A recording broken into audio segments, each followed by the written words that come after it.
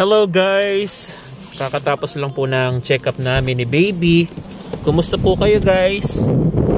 Ayan guys, galing po kami doon guys sa Harvest Tide.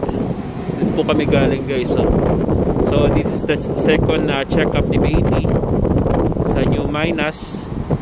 So yung baby namin nandito guys, natutulog. Ayun, ay nakaano siya. Ayun guys, oh. Hello baby Noah! Hi! Hello!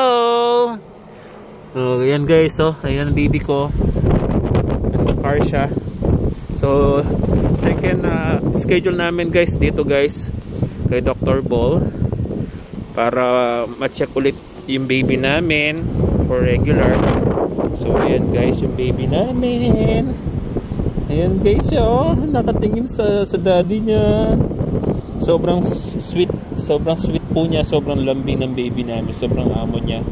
And guys, tapos ang laki ng tinangkad niya guys, sobrang laki, lumaki. Tapos yung 2.8 kg na siya guys ngayon.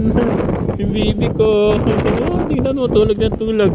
Tapos kapag gabi naman, lagi siyang gising ngayon.